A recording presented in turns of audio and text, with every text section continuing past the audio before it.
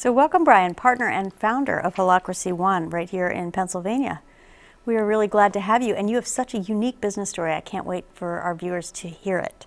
Tell me what made you decide to start HolacracyOne.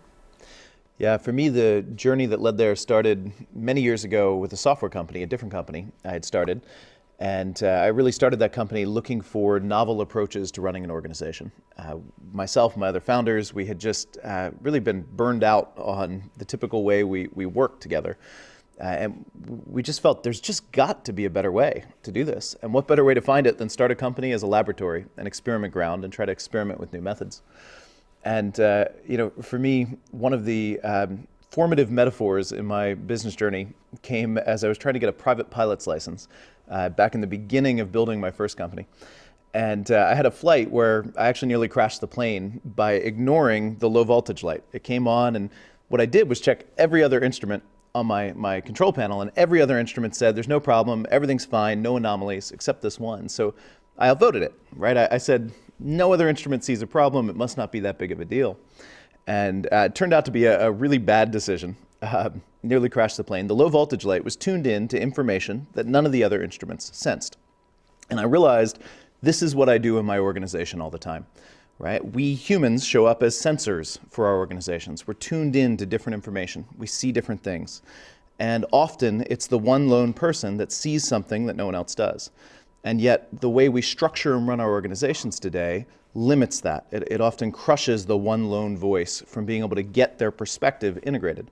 So for me, the journey through that company became, how do we build a system that allows anything sensed by anyone, anywhere in the company, to have somewhere to go to get rapidly and reliably processed into meaningful change? Right? And right now there's a lot in the way. I was in the way. As a leader at the top, when everything gets bottlenecked through me, if I don't see it, it doesn't get processed. The bureaucracy of companies gets in the way, the painful meetings we have, the politics, the lack of clarity, all this, communication issues, gets in the way. So my journey through that software company became, how do we build a system where all of that is out of the way, where we don't have anything in the way of somebody sensing something and acting on it to achieve meaningful results, anywhere in the company. And the emergent system we built, we then later called Holacracy, and about 6 years ago, I left my software company to take that out into the world and spread it. And that's what I've been doing since. So this is fascinating. So you were really able to identify that sometimes the most innovative ideas can come from the periphery in a company, but there's been no support channel for those messages to become heard. So how does Holacracy work, and how does it address that problem? Yeah.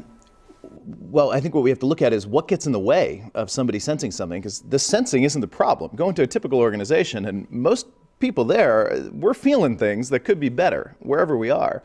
But if somebody at the front line is sensing something that could be better, and they have to go through some painful meeting to try to pitch it politically to their boss, even if he doesn't see it, that kills the motivation.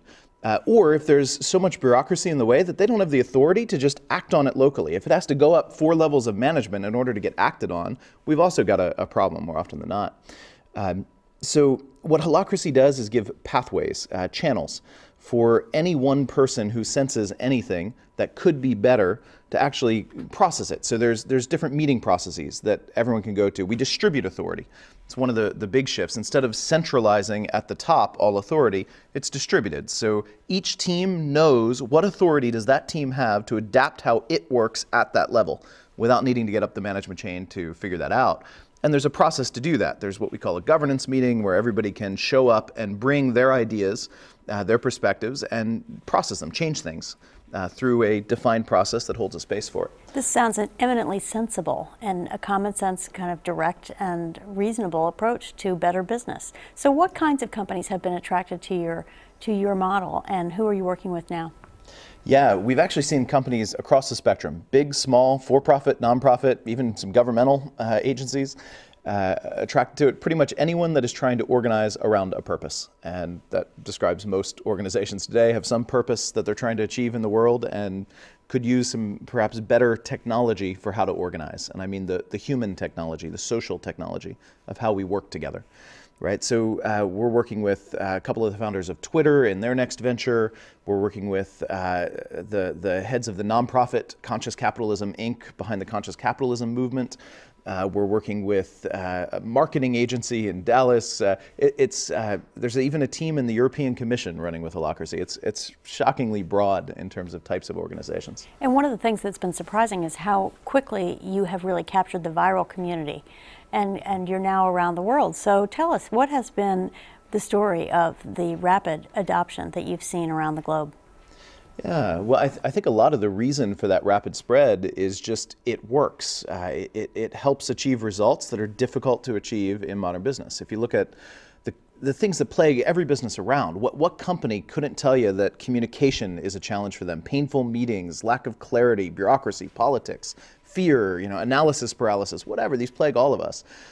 When you have an approach that actually gets around some of those fundamental issues, and works, it tends to kind of spread itself, and that's exactly what we've seen. So given all of that success and the success you're having, what are your plans to grow? What's the business model for growth that you're planning to put in place?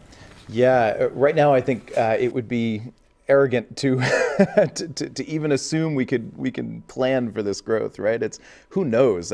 We've been shocked to see all the spread that's happened already. It's everything we can do just to keep on top of responding to it. So rather than trying to predict where we're going to be and force that to conform, what we've tried to do is maximize our capacity to respond to whatever emerges in our world. So rather than trying to predict and control where we're going, our goal has been to be able to dynamically steer all along the way. It sounds to me like you're living the model, the business model that you would hope that your clients would actually adopt as well. It's exactly what we hear from our clients. When they adopt Holacracy, it increases the capacity of the organization to respond dynamically to whatever's happening in its world. And it certainly increases the odds for everyone's success. I want to thank you for sharing your story. Thank you.